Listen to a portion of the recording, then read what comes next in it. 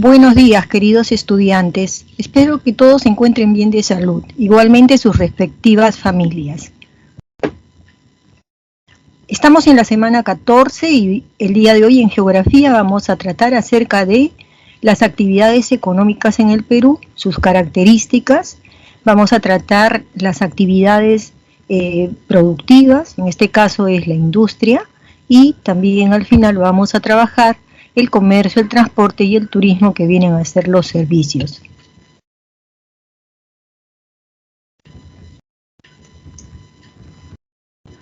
Bien, comenzaremos entonces por describir, ¿no?, cómo es la industria peruana, ¿no? La industria en general, y para eso voy a retroceder a la primera diapositiva, ¿sí? Un ratito. Ajá. En este caso vamos a ver que la industria va a corresponder al segundo sector económico, ¿ya? Al segundo sector económico, el comercio, el transporte y el turismo al tercer sector económico, ¿ya? El primer sector económico ya nosotros lo hemos trabajado la semana anterior, hemos tratado acerca de las actividades que son extractivas, ¿no? La minería, por ejemplo, la pesca,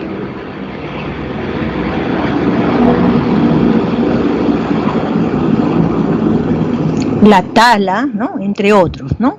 Ya hemos trabajado el primer sector. También es el sector extractivo y productivo, ¿no? En lo productivo entra, por ejemplo, la ganadería, ¿no?, y la agricultura. El segundo sector viene a ser la industria, y en el tercer sector ya estarían allí las actividades que corresponden al comercio, transporte y el turismo. Aquí también entra, por supuesto, todos los oficios, todas las profesiones, ¿no?, las actividades profesionales que se realizan también en nuestro país. Entonces, como decía, vamos a comenzar por la industria. La industria es corresponde al segundo sector económico, y en la industria básicamente lo que se hace es transformar, ¿no?, la transformación de la materia prima. La materia prima, ¿no?, va a ser, digamos, el momento en el cual, digamos, ¿no?, las actividades extractivas lo que han hecho es apropiarse, ¿no?, de un material. Por ejemplo, si fuera la actividad minera, pues la materia prima podría ser, ¿no?, todo este material que es extraído, ¿no?, por los mineros. Muchas veces no resulta puro, sino está combinado, ¿no?, con una serie, digamos, quizás de metales o quizás de otros materiales como el granito, ¿sí? ¿Qué se hacen en las refinerías, ¿no? Ya estamos hablando de la minería, que además se vincula mucho con las refinerías, ¿no? Las refinerías lo que hacen es más bien hacer que todos estos materiales, en el mismo ejemplo de la minería, puedan ser separados, ¿no? El oro por un lado, la plata por el otro lado, el granito por el otro lado, ¿no? Entonces, muchas veces, ¿no?, estas actividades se extraen tal como sale de la mina, y así lo pueden vender también, ¿no? Entonces, ahora nosotros vamos a hablar de la industria. Entonces, en la industria, ¿qué sucede? La materia prima, ¿no?, o quizás materia prima, y aquí también nos hablan de los insumos, ¿no? Quiere decir que además de la materia prima, es necesario contar con una serie de elementos que son muy, muy necesarios para empezar esa transformación, ¿no?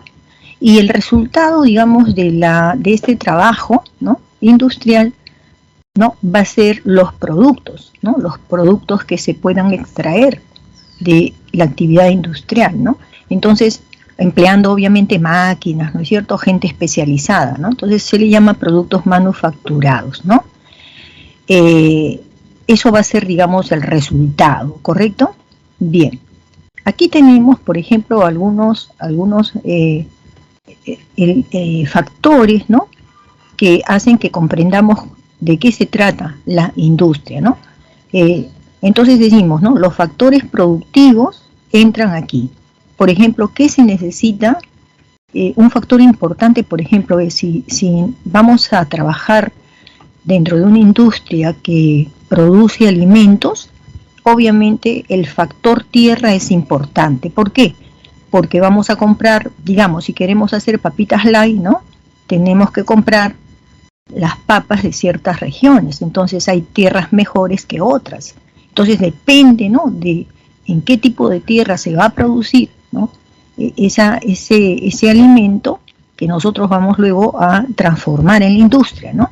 Va a depender digamos, de las propiedades que tiene la tierra. Esa tierra, ese suelo que se va a utilizar también depende de la altitud, es decir, del espacio geográfico que ocupa esta tierra.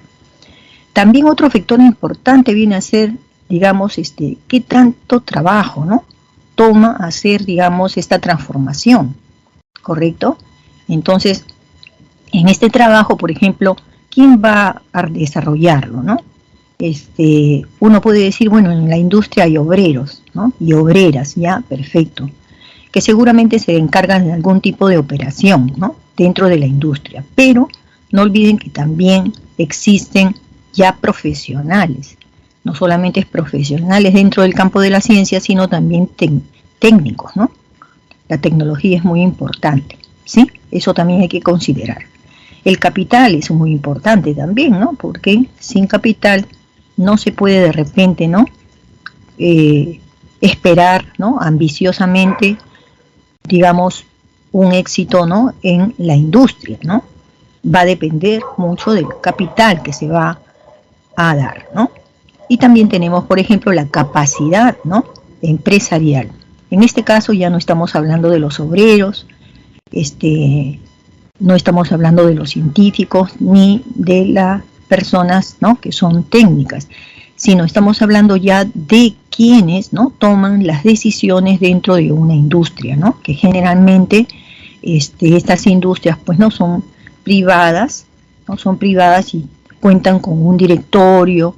Hay allí no solamente directores, sino también hay, ¿no?, gente que trabaja la gestión, ¿no?, de todos los procesos industriales, ¿correcto? Bien. Industria, ¿no? ¿Cómo es que se trabaja en la industria? Bueno, en la industria, cuando uno, ¿no?, empieza por la materia prima, entonces el proceso hasta llegar al producto es muy variado, ¿no? Es muy variado. Pero dentro de esta transformación, lo que esperamos nosotros los peruanos, como seguramente todos en el mundo, ¿no?, que la materia prima, al entrar por una serie de procesos, proceso 1, proceso 2, procesos 3, cada vez se está viendo cambios, ¿no?, en el tratamiento, digamos, de la materia prima. Entonces nosotros pensamos que esos cambios suman. Esos cambios suman. Mientras más cambios hay más trabajo y hay más requerimientos de personal, más requerimientos de obreros, más requerimientos de técnicos, ¿correcto?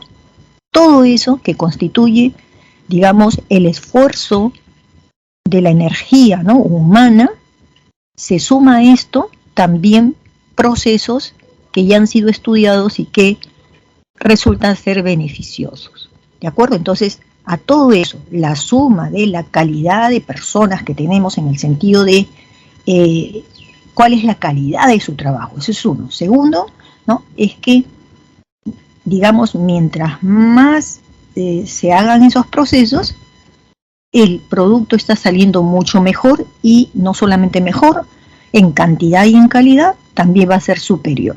¿Cómo le llamamos a eso? Valor agregado. Se supone entonces que cuando hay una industria, permanentemente está creando valor agregado, ¿sí? Hay veces ese valor agregado dura y es exitoso por un tiempo, pero luego es superado por el desarrollo de otros conocimientos, ¿no?, que proceden de la ciencia y que proceden también de la tecnología, ¿correcto? Imaginemos aquí entonces el algodón, ¿ya? El algodón entra, ¿no?, tiene que hacerse hilos de algodón, se emplean máquinas para eso, hay que tener un orden en ese hilo, porque ¿cómo lo almacenamos? En ovillos, se forman máquinas que ovillan ¿no?, el hilo del algodón, pero, ¿no?, sigamos, si las fábricas que hacen telas, ¿no?, compran el ovillo, entonces aquí ya hacen a máquina, como estamos viendo, a máquina, hacen telas, ¿no es cierto? ¿Ok? Bien. Finalmente, entonces, con todo este valor agregado, obtenemos los productos que vienen a ser bienes, ¿no? Bienes que usamos nosotros, bienes que consumimos nosotros las personas, ¿correcto? ¿Cuál es la situación de la industria peruana entonces? Principalmente se ha desarrollado la industria en las grandes ciudades del Perú. Y hay algo que también ha sido una característica de hace muchos años, ¿no? Por ejemplo, Lima, ¿no? Lima, que ha sido la capital, ¿no? Desde que llegan los españoles, ¿no? Lima se concentró en Lima las primeras industrias que se pudieron levantar, ¿no es cierto?, aquí en Perú. Y en la actualidad, ¿no?, sigue siendo todavía, después de tantos años, ¿no?, de ser, digamos, Lima la capital, sigue manteniendo el ranking, ¿no?, en el primer lugar por ser la ciudad que más se ha industrializado, tanto Lima como el Callao, ¿no? Tenemos más del 52% de las industrias que hay en todo el país, estas están entre Lima y Callao. En segundo lugar está Arequipa, con solamente el 6%, ¿no?, de las industrias, ¿sí? Junín y La Libertad, ¿no?, cada uno de ellos con 4.4%. Puno con 3%, igualmente Piura 3%. Y estamos hablando de qué parte de Puno, de qué parte de Piura, de Arequipa, de Junín, La Libertad, de qué parte, la parte que corresponde a la ciudad, ¿no? No estamos hablando de los caseríos, ¿no?, de las comunidades campesinas en plena chacra, no, eso no. Las industrias se levantan sobre todo en la ciudad. Vamos a ver varios tipos de industrias entonces que nosotros tenemos. Por ejemplo, tenemos industrias que derivan, ¿no?, que se derivan de la minería. ¿Qué quiere decir eso? La minería nos da, ¿no?, metales preciosos, nos da rocas, granitos, todo otro tipo de minerales, ¿no?, tanto metálicos como no metálicos, ¿correcto? Entonces, la primera industria que vamos a tratar va a ser la base o básica, o también llamada pesada, ¿ya? Esta es una actividad estratégica para los países del primer mundo. En otras palabras, los países, ¿no?, más desarrollados del mundo, sus políticas mineras priorizan sobre todo la protección, ¿no?, y el desarrollo de su industria básica o pesada. A ver si al final de esta diapositiva sacamos alguna conclusión. ¿Por qué es estratégico? ¿Ya? Tenemos entonces, dentro de lo que es básica o pesada, tenemos la industria metalúrgica, la siderúrgica y la petroquímica. La industria metalúrgica es aquella que trabaja con los siguientes materiales, ¿no?, o materias primas, ¿no? Para poder trabajar la metalurgia se necesita minerales metálicos y se necesita también el azufre, ¿ya? Esto es muy necesario, si no, no tendría que producir, ¿no? Entonces, ¿qué productos son los que nos da la metalurgia? Nos da lo que, por ejemplo, comúnmente tenemos, ¿no? Tenemos en casa fierros. Tenemos fierros concentrados. ¿Qué quiere decir concentrados? Concentrados quiere decir que solamente es de hierro, ¿no? Es de hierro. Hay veces también esta industria metalúrgica puede vender, ¿no es cierto? Puede venderlo como fierros, pero esos fierros tienen la forma de barras, ¿no? De barras, ¿no? No le da esta especie de adoquín que a veces se hacen, ¿no? Sino se le puede dar como adoquines, como si fueran ladrillos, ¿no?, de esas formas, para apilarlos, pero también puede dártelos como barras, ¿no? Y por otro lado también, ¿no?, va a producir, ¿no?, el ácido sulfúrico, que es, digamos, un insumo importante dentro del proceso de fundición.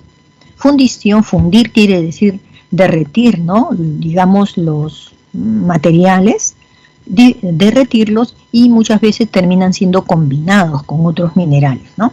¿Dónde se realiza eso? Se realiza en las llamadas fundiciones. Por ejemplo, esta de aquí, la de la foto inferior, es la fundición de Cajamarquilla, que queda justamente aquí en Lima, ¿ya? Esto, por ejemplo, esta fundición no queda dentro, ¿no?, dentro de la ciudad, ¿no? Está un poco digamos, hacia una parte un tanto rural, como ustedes se dan cuenta aquí. Ahora veamos la industria siderúrgica. Antes de eso, la industria metalúrgica no solamente está en Cajamarquilla. Voy a ver si tenemos acá el cuadro. Ya, no tenemos el cuadro, pero ustedes lo tienen en sus separatas, ¿sí?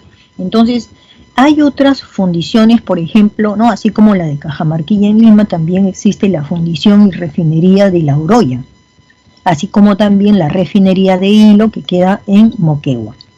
Pasemos a ver la siderúrgica. La siderúrgica es una industria también derivada de la minería, ¿no? Va a utilizar fundamentalmente el hierro. ¿Recuerdan ustedes dónde hay hierro en Perú? No hay muchos yacimientos de hierro, ¿no? ¿Dónde hemos dicho? Que está en Ica, ¿no es cierto? Ahí una empresa china en Ica explota el hierro. Bien, del hierro entonces, ¿qué cosa se va a producir, no? Pueden ellos, por ejemplo, vendernos fierro corrugado. Nos pueden vender fierros, ¿no? Pero convertidos en mallas, muchas veces sirve para, ¿no? Separar fronteras, ¿no? De ciertos espacios, ¿no? Los alambres, que también se usan mucho en casa, se hacen corrales para aves con alambres, ¿no? Y también se producen algún tipo de acero especial, ¿no? Sobre todo porque se va a utilizar para construcciones que necesitan pues una solidez muy digamos, muy fuerte para que puedan sostener, ¿no? Por ejemplo, la estructura de las casas, ¿no? Por ejemplo, puede ser por ahí. No se olviden entonces que aquí están elaborándose, ¿no? Piezas, ¿no? Piezas para las máquinas, ¿no? Digamos una pieza que todo el mundo conoce, que tiene una máquina como un reloj, de repente tiene que, o un patín, ¿no? Un patín, digamos, ¿qué tiene? Tiene ruedas, tiene villas, ¿no? Entonces, esas son piezas, ¿no? En un carro, ¿cuáles serían sus piezas? ¿No? El motor, ¿no? ¿Qué se llama? El tanque donde va a estar la gasolina, el petróleo, qué sé yo, son piezas, ¿ya? Entonces, esto es importante, ¿no? Como están viendo ustedes, porque nos va a dar piezas que luego se van a utilizar en otra industria lo que va a hacer es elaborar máquinas. Aquí no se elaboran máquinas, ¿correcto? Bien, entonces, ¿dónde tenemos? En la acería, por ejemplo, de Pisco queda, ya saben, en Ica, ¿no? También se encuentra estas siderúrgicas, lo encontramos, una de las más antiguas, pues no, es la de Chimbote, que queda en Ancash, ¿no? Y en Arequipa, Aceros Arequipa, tienen almacenes. Aceros Arequipa tienen sus almacenes por aquí nomás cerca, me parece que las he visto en la avenida Argentina, ¿no? Bien, luego tenemos la petroquímica. La petroquímica, ¿no? Tiene como materia prima el gas natural y el petróleo. Donde hay petróleo también hay gas natural. Entonces, ¿en qué utilizan ese gas natural y el petróleo? Bueno, los productos que se van a realizar, por ejemplo, es la brea. Esta brea es la que cubre las pistas, ¿no? De la ciudad, de ciertas ciudades, ¿no?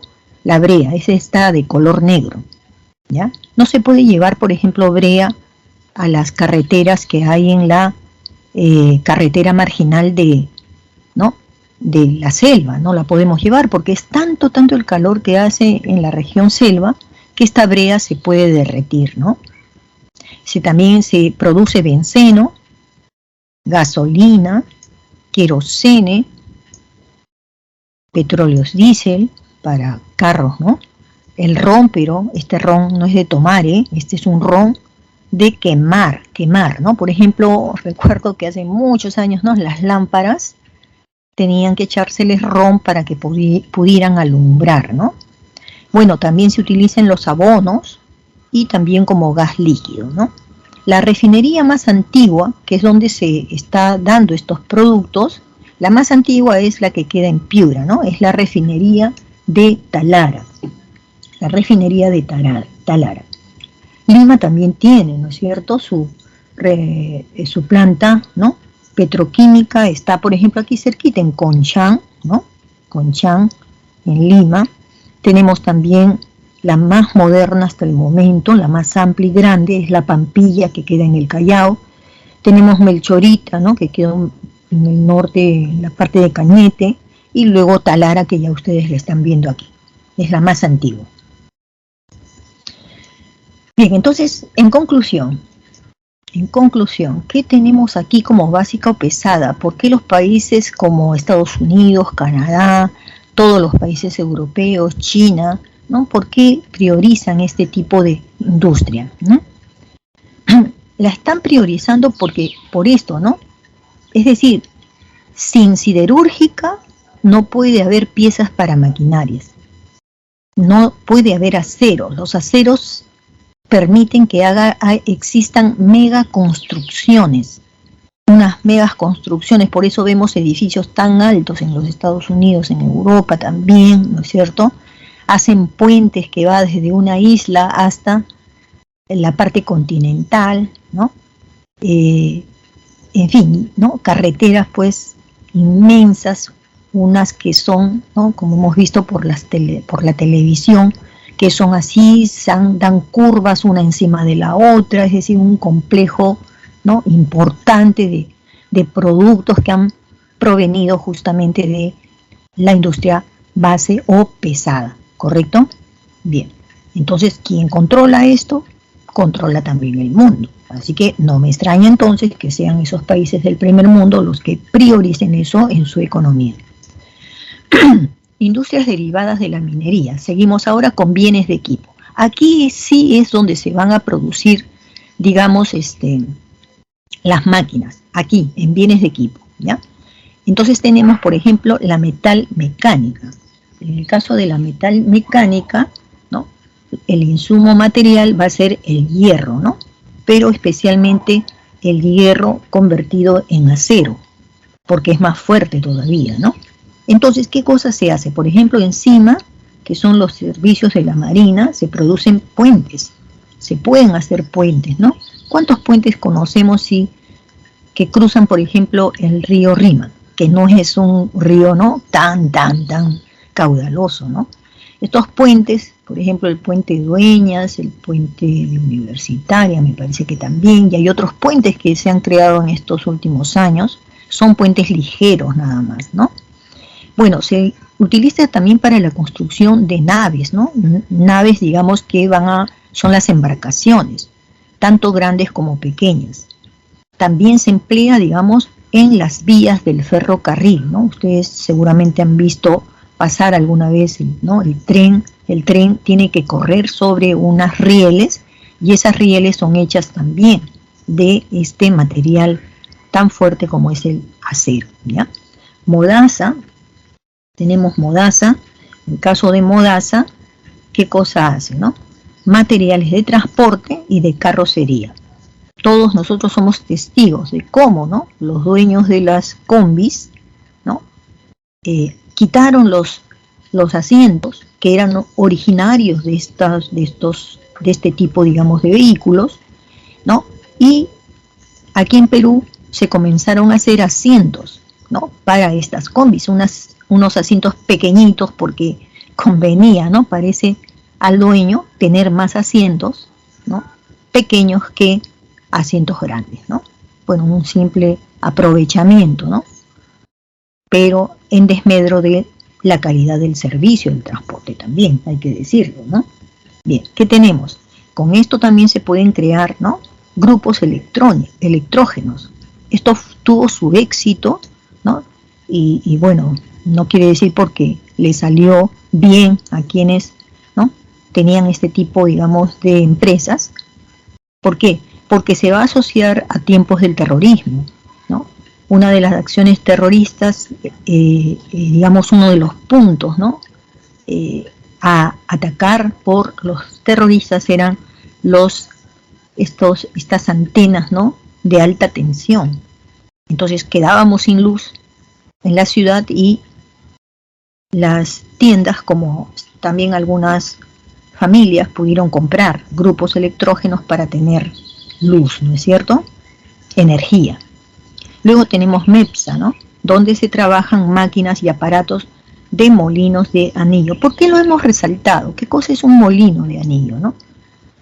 Los molinos que son ya, digamos, máquinas, ya no es como los molinos que nos narraban muchos cuentos de hadas, ¿no es cierto?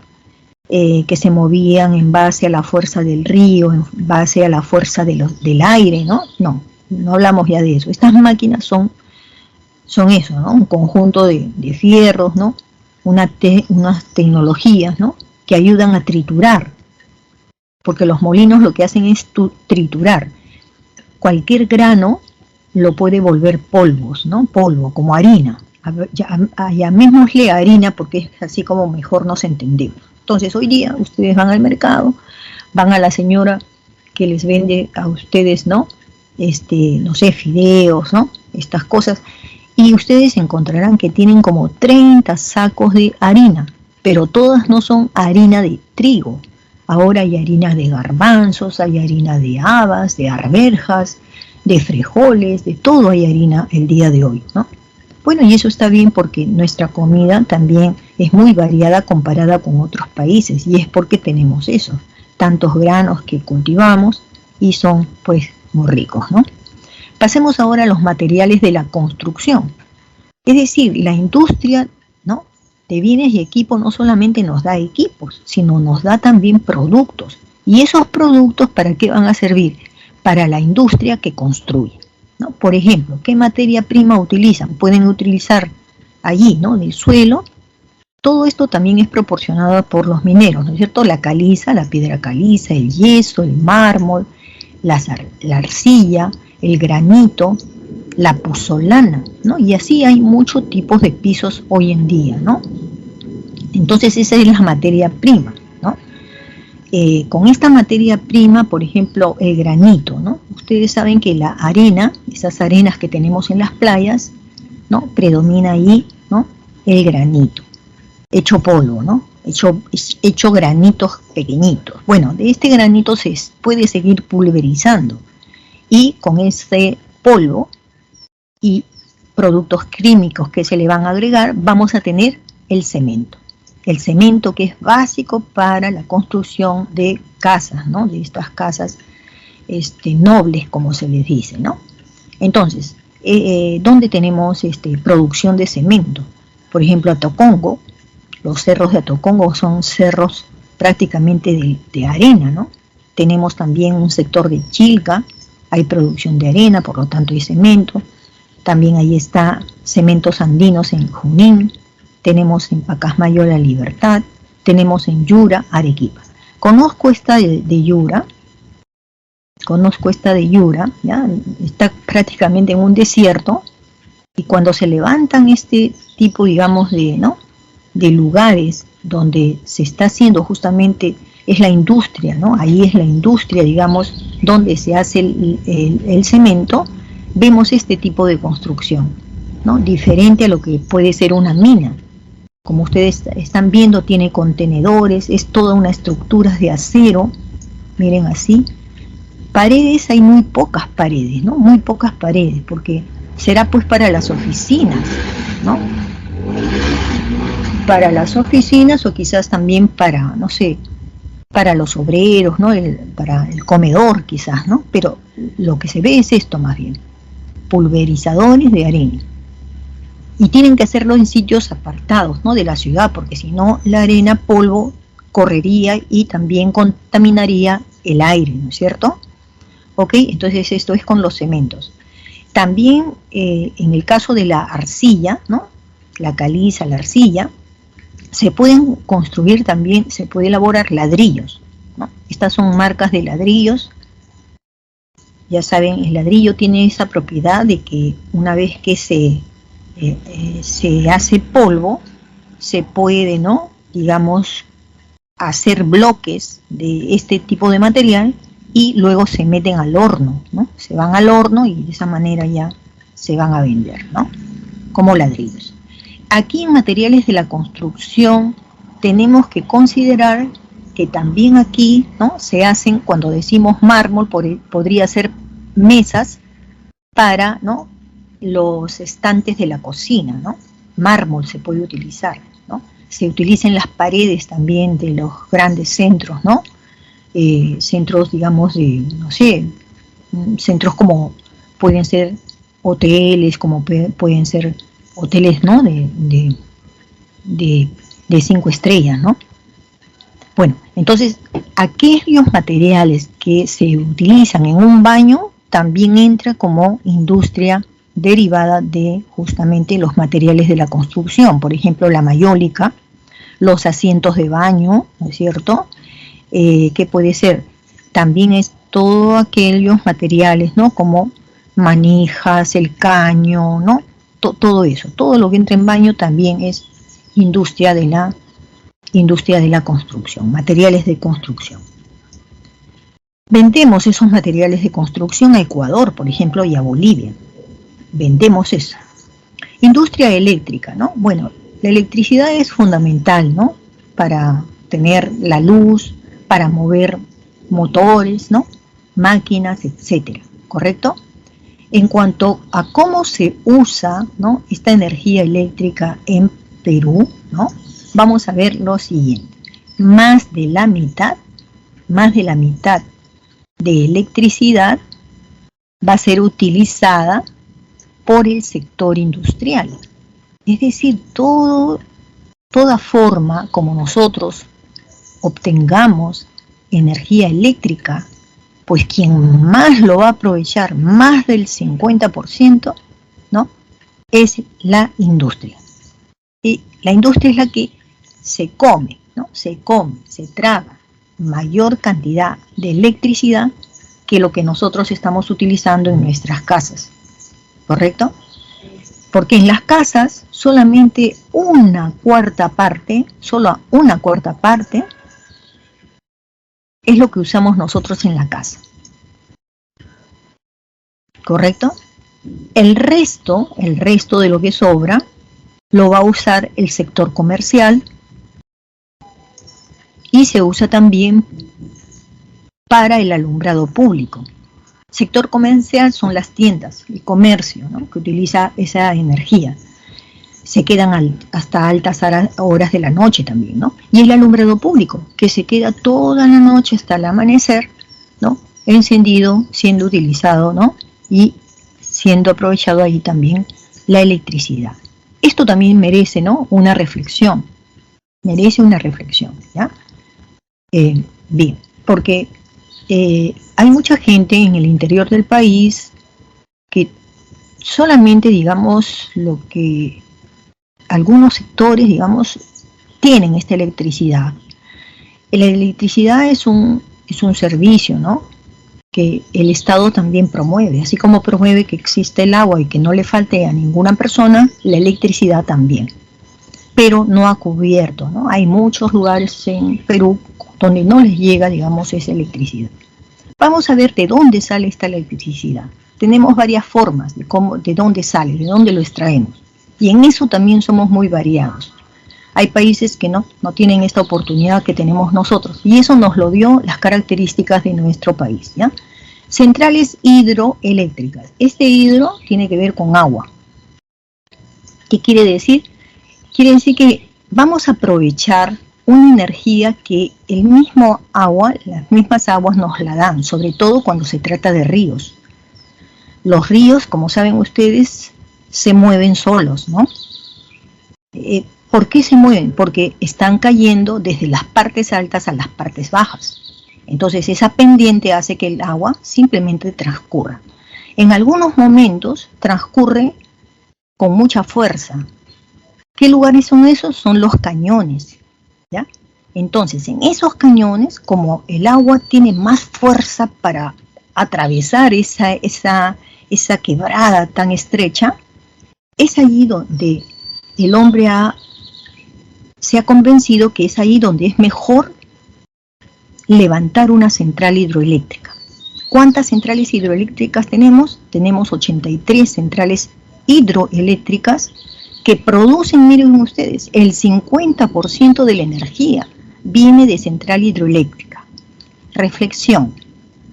¿Qué ha pasado aquí, en Huinco? El agua viene desde las alturas ven aquí una especie de tubos. Va a correr, ya por acá se va a canalizar por tubos, y aquí veo construcciones de oficinas, por aquí hay, sigan habiendo, miren, todos estos espacios han sido transformados. Antes era así, como acá, y ahora todo esto ha sido transformado. ¿Qué quiere decir? ¿Qué nos cuesta hacer una central hidroeléctrica? Nos cuesta la transformación chocante, ¿no?, que va a sufrir el paisaje. Lo va a sufrir.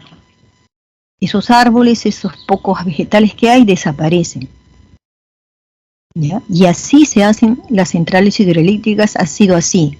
Tienen que transformar un espacio muy grande para construir la central. Y la pregunta es, ¿no habría otras formas de hacer energía eléctrica sin dañar la naturaleza? Esa es la pregunta, ¿no? Tenemos las fuentes termales, donde se utiliza la combustión, la quema, ¿de qué? Del petróleo y del gas.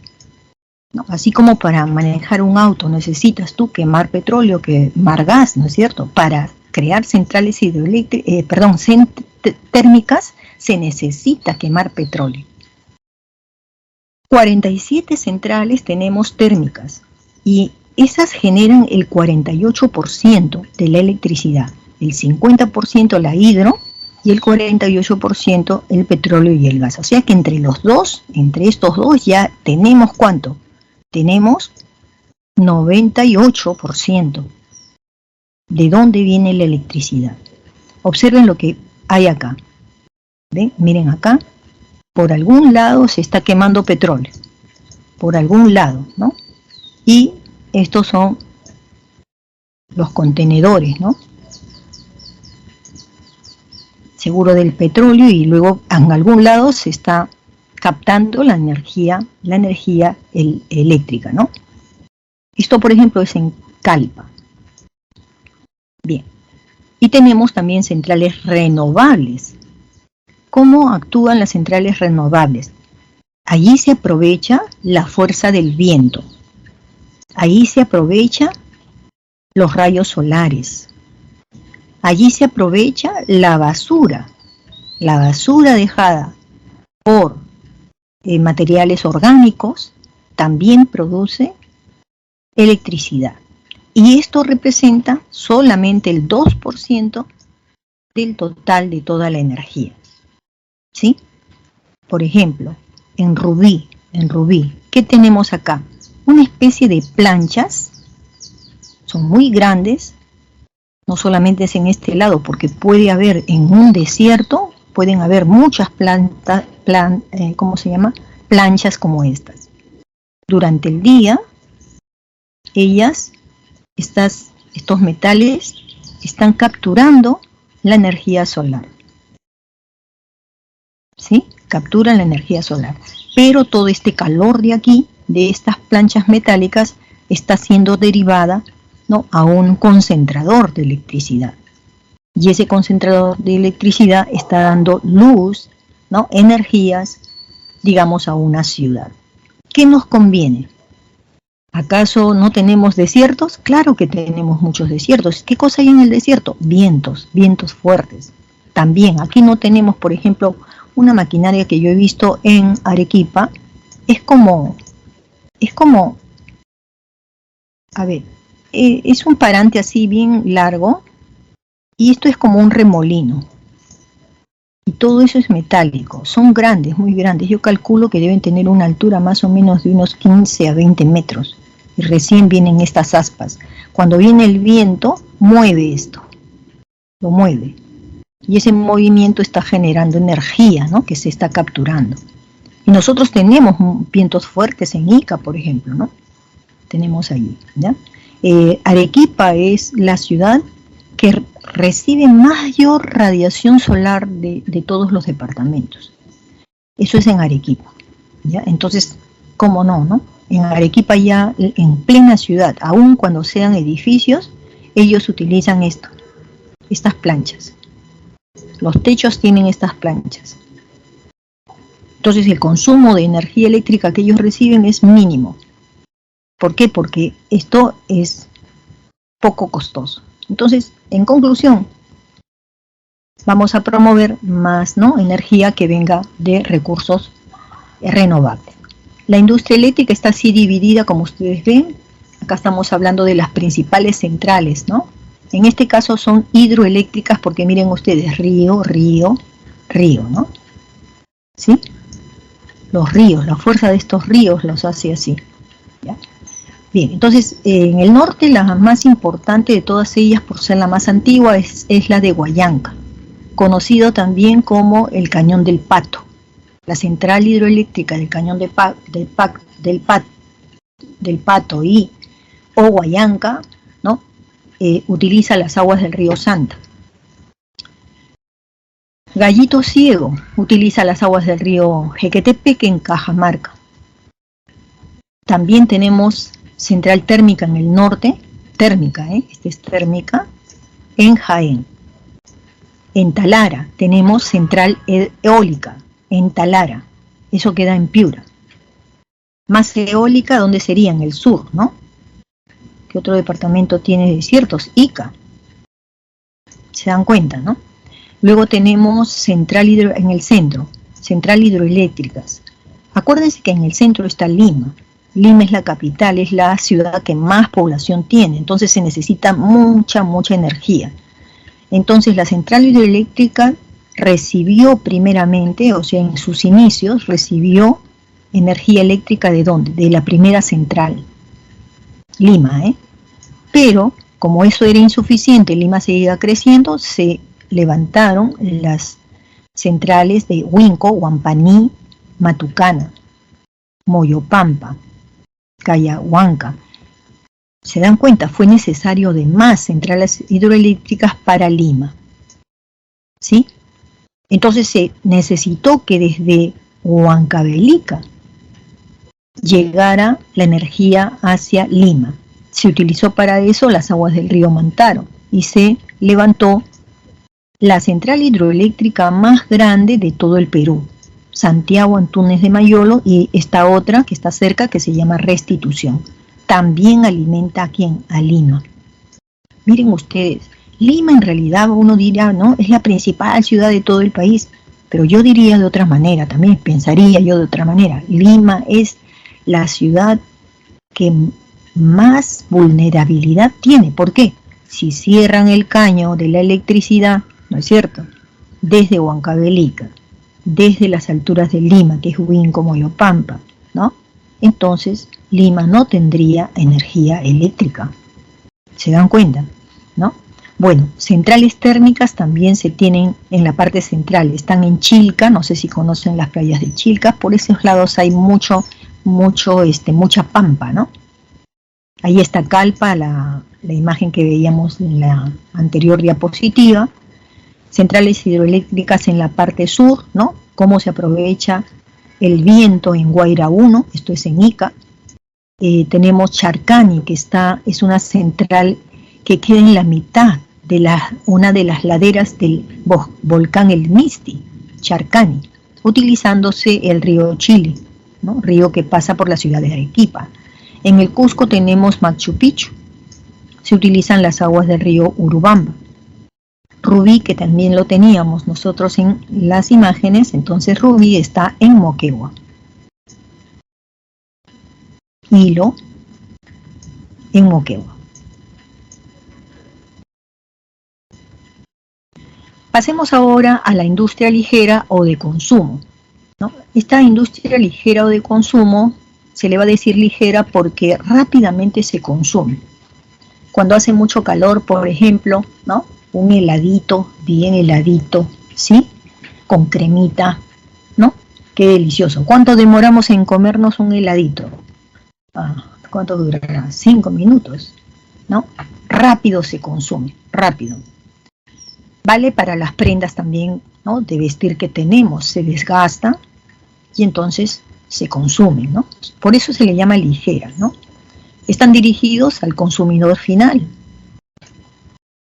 Y son muchas las materias primas que se van a utilizar. Por ejemplo, de la pesca se aprovecha la anchoveta, se aprovecha, aquí no está, ¿no? Pero anchoveta y sardinas generalmente se usan ¿para qué? Para hacer conservas de pescado. ¿De acuerdo? Y claro, también esas conservas de pescado, ¿no? Sobre todo es esto, el atún, el jurel, pescados grandes en realidad, ¿no? Se van a utilizar para las conservas, ¿ya? Pero la anchoveta y las sardinas son pequeñas comparados con estos otros peces, ¿ya?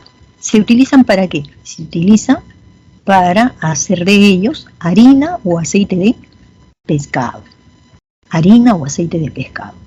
Cuando son estas dos, ¿dónde se produce? Se produce en Chimbote, primer puerto, ¿no?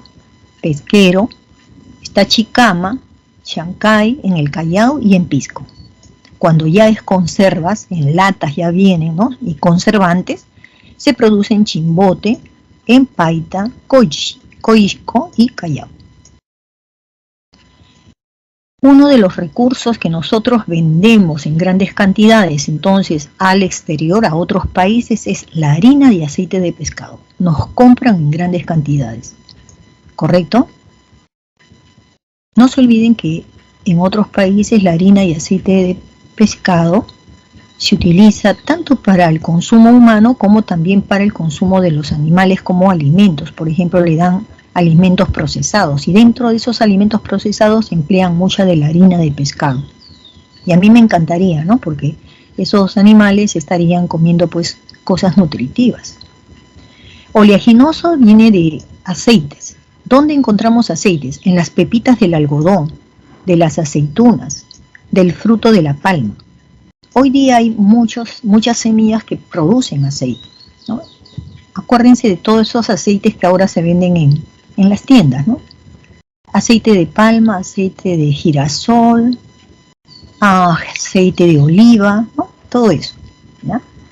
Muy bien, ¿dónde quedan entonces los principales departamentos productores de estos aceites? En Lima. Bueno, ahora no se olviden que en Lima va a haber casi en todo, ¿no? Ya, en Lima, Ica y Piura. Molineras, los que hacen harinas de trigo, de maíz, hacen también fideo, ¿no? ¿De qué? De harina de trigo o harina de maíz, ¿no? Y no sé si conocen unos fideitos que vienen de colores, que son hechos son fideos que tienen seguramente harina, pero también tienen ya verduras, ¿no? También esas de colorín. Esto se produce en Lima y el Callao.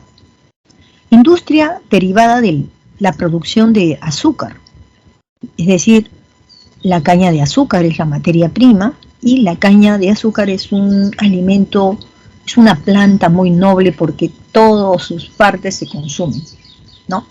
Por ejemplo, de la caña de azúcar sacamos el azúcar, sacamos la chancaca, del bagazo de la caña se hace papel y del alcohol, ¿no? Del alcohol que tiene la caña de azúcar se hace ron, ¿no? El ron de caña.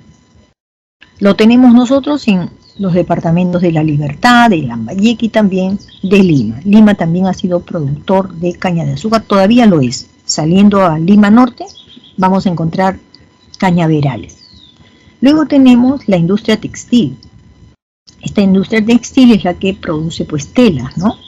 Pueden ser telas de algodón, pero también pueden ser la lana de ciertos animales, ¿no? La lana de ovino, las lanas de los camélidos andinos, ¿no? Todo ello, ¿no? Entonces, esa fibra, ¿no? O lana que se extrae, se lleva, pues, ¿no? A las máquinas y se produce telas, ¿no? O prendas de vestir. Esto de las prendas de vestir yo le llamaría industria ya no textil, sino es industria de la producción, ¿no? ¿Por qué? Porque ya te está haciendo la camisa, ya te está haciendo el vestido, ¿no? Pero bueno, acá lo hemos colocado como derivado, prendas de vestir, no. Como ven, la tela es el derivado, ¿no? Pero esa tela, ¿no? Es la materia prima de la industria de la confección, ¿no? Y esto está en Lima y Callao. Cuando empezaron a llegar telas que venían de la India, que vendía de China, digamos, las industrias que producían telas sufrieron un fuerte impacto, ¿no? Tanto es así que algunas firmas de estas industrias prácticamente desaparecieron, ¿no? Cambiaron de rubro. Seguimos con la industria ligera, por ejemplo, derivados de la leche, ¿no? ¿Dónde va a haber donde hay leche? Ahí ustedes se van a dar cuenta aquí, ¿no? Donde hay regiones que crían vacas, ahí va a haber leche, ¿ya? Entonces, esta leche, materia prima, se hace mucha variedad de leche, yogur, quesos, ¿dónde queda? ¿Se acuerdan? Los principales productores del ganado vacuno, Arequipa, Lima, Cajamarca. Los principales. Embutidos. ¿De qué va a ser el embutido? Va a ser de vacas, de carne de vaca, o de cerdo, o de aves, o de caballos. Combinan, ¿no? Las carnes. Combinan las carnes. Entonces aquí, este es el producto. El hot dog, por ejemplo, ¿no? Se produce en Lima y el Callao. Cuero. El cuero de estos animales, sobre todo el de vacuno, el cuero del bovino, del caprino y también inclusive de reptiles. En la selva hacen carteras hechas de piel de serpientes, ¿no? Reptiles o de cocodrilo, no sé, algo así, ¿no? ¿Ya? Entonces esto es del cuero, se utiliza el cuero, la peletería es porque están utilizando la piel, ¿no? La piel, digamos, de estos animales. Entonces con cuero miren, ¿dónde compraríamos buen calzado? No siempre lo que se importa y es lo que venden las grandes tiendas comerciales, ¿no? Muchas veces encontramos al zapatero que está utilizando un buen cuero. ¿Dónde los vas a conseguir? Yo les digo aquí, ¿no? En La Libertad, en Trujillo, hay cuadras de cuadras que venden, todos ellos venden zapatos. ¿No? Ya uno no sabe dónde comprarse, porque todos son buenos en realidad, ¿no? En Arequipa también. O sea, si uno va a Arequipa, va por búsqueda de zapatos, ¿no? Y buen cuero.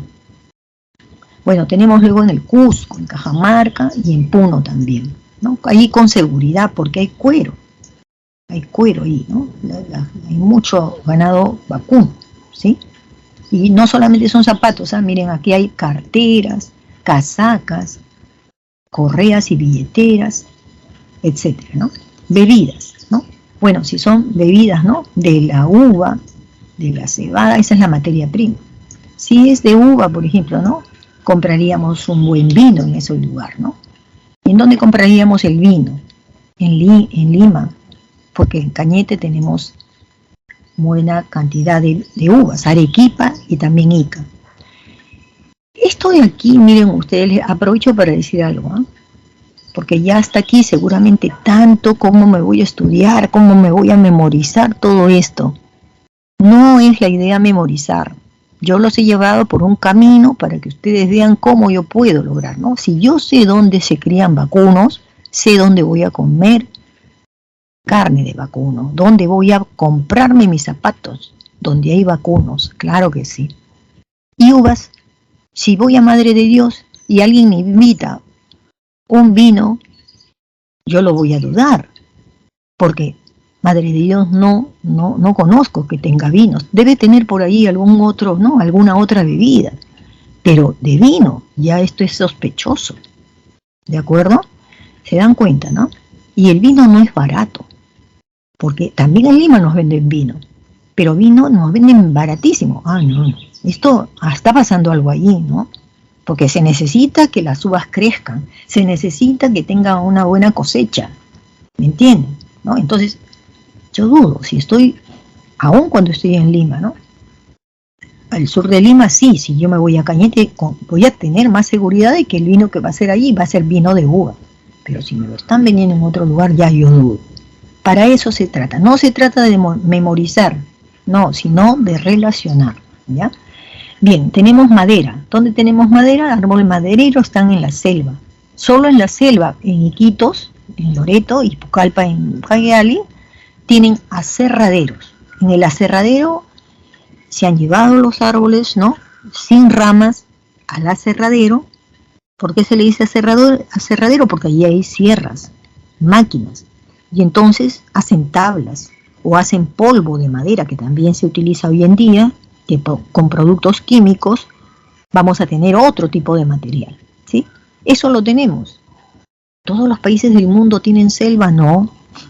Yo lo que quiero ustedes que aquí detrás de toda esta información, yo lo que estoy pensando es, ¿y dónde más hay selvas? Ajá, en pocos países. Árboles madereros, entonces, al contrario, vienen esos países que no tienen selva, vienen a llevarse de Perú, de Bolivia, de Ecuador, se van a llevar, ¿no? Siguiente, farmacias, todo lo que es de farmacia son medicinas, ¿no? Tenemos acá medicinas o insumos para la medicina, aquí están y se producen los medicamentos, pero no solamente es eso, sino que también se utilizan muchos elementos químicos para hacer cosméticos, todo eso que utilizan las chicas y los chicos también, ¿no? Para conservarse la piel, para maquillarse, qué sé yo, ¿no? También para la limpieza, son los jabones. Aquí entran también los detergentes, ¿eh? Todo lo que sirva, todo lo que se esté utilizando, digamos, insumos químicos, ¿no? Ya sea cosméticos o para la limpieza, entran en este terreno, ¿ya? Y Lima es el centro de la producción. Ahí terminamos entonces lo que es la industria. Ahora tenemos el comercio, ¿ya? ¿Qué cosa es el comercio, no? Son todas estas operaciones o actividades donde uno compra o uno vende, ¿sí? En este comercio se está produciendo un intercambio de productos o de servicios, también puede ser, ¿no? El comercio, vamos a hablar de dos tipos, ¿no? De comercio. El comercio interno, que es el que se va a desarrollar dentro del territorio de nuestro país, ¿no? Y el comercio externo, que ya es los negocios que hay entre lo que se va a vender o comprar del Perú hacia otros países o de esos otros países hacia el Perú, ¿correcto? El comercio interno de nuestro país es muy diverso, muy diverso. Esto no lo es tanto en otros países desarrollados, pero en el nuestro sí, es diverso en todo, en casi todo, ¿eh? Vamos a ver, por ejemplo, ¿no? En primer lugar, nosotros aquí en Perú tenemos algo que se llama mercado mayorista. ¿Por qué le dicen mercado mayorista? Porque primero que nada es el mercado más grande que tenemos, donde los vendedores, ¿no? Los vendedores en este mercado mayorista compran por toneladas los alimentos a los camiones que ingresan todas las madrugadas. Toda la noche está moviéndose el mercado mayorista, porque está dejando camionadas, ¿no? De frutas, de tubérculos, de verduras, de todo está dejando. ¿Ya? Por eso se le llama mercado mayorista, o sea que quien compra esto son los que trabajan en ese mercado mayorista, ¿no? ¿Dónde queda? Queda en Santa Anita, se le llama el Gran Mercado de Lima, ¿correcto? Pero al costado de este gran mercado mayorista también existen los mercados tradicionales. Hay algunos mercados que son revisados continuamente porque son mercados municipales. Me parece que el que está en la avenida Abancay, antes de llegar a la plaza de Manco Cápac, ahí he visto un mercado que es mercado tradicional, ¿no? Es decir, ahí entran, hay de todo, y ahí ya no se compran en toneladas, ¿no? Los mayoristas compran en toneladas, sí, para llevárselos, porque lo llevan allí mismo la compra en toneladas es allí, en el propio mercado de Lima, ¿no? En el gran mercado de Lima, pero en el mercado tradicional no. En el mercado tradicional cada señor de un puesto de papas se va al mercado mayorista, compra lo que compra diariamente porque no va a vender más y quizás no vende menos, ya tiene una proporción de compra, así que él va para comprar, ya no toneladas obviamente, ¿no? Comprará un saco de papas, un saco de camote, ¿no? Así. Los mercados minoristas ya son mercados, por ejemplo, voy a comenzar de lo inferior. Todo el comercio ambulatorio, esos que vienen con su carretilla, gritando, son minoristas. Te venden 1 kilo, medio kilo, qué sé yo. También tenemos el mercado de frutas. Tú vas al mercado de frutas, ¿no?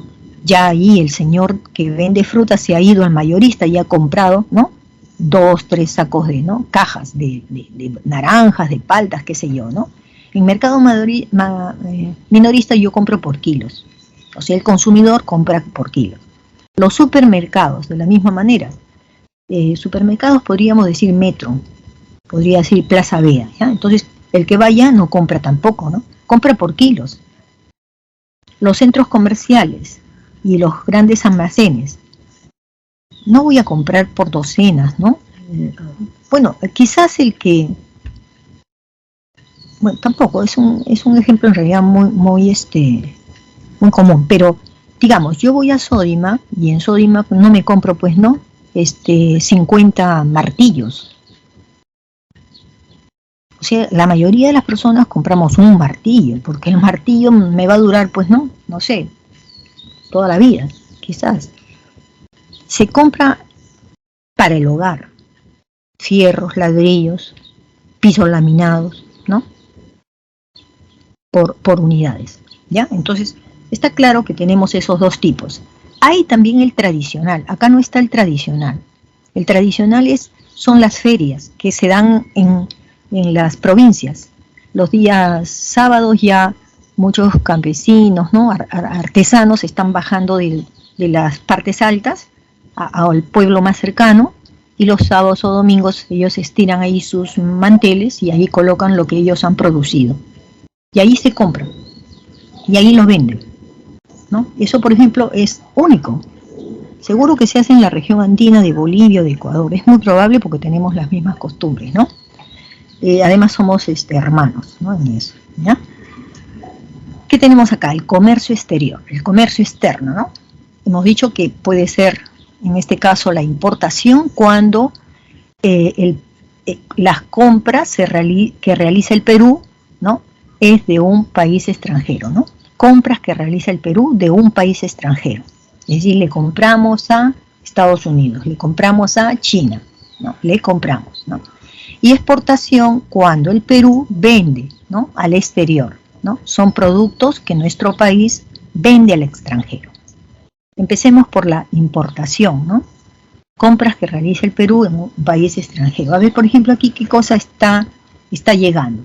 En los barcos llegan estos grandes containers, ¿no? Miren, esta máquina apiladora, esta que ustedes ven aquí, se hace aquí en Perú. Por si acaso, esta máquina se llama máquina apiladora, ¿no? Miren, y después también se utilizan las grandes grúas. Miren ustedes, estas grandes grúas están bajando un camión, ¿no? No es un camión cualquiera. Y ustedes ven aquí las grúas. Están en el Callao. No sé si ustedes conocen el Callao. Uno se tiene que hacer una visita al Callao, no puede dejar de conocer el Callao, ¿no? Y ver esta parte es una cosa espectacular. Estos son gigantescos. Quienes conducen esto es los Emiratos Árabes, ¿no? Los Emiratos Árabes tienen un capital acá, en el Callao. Pero eso nos ha generado, el Callao ha crecido demasiado, ¿no? Demasiado, digamos, económicamente por esto, por estas cosas.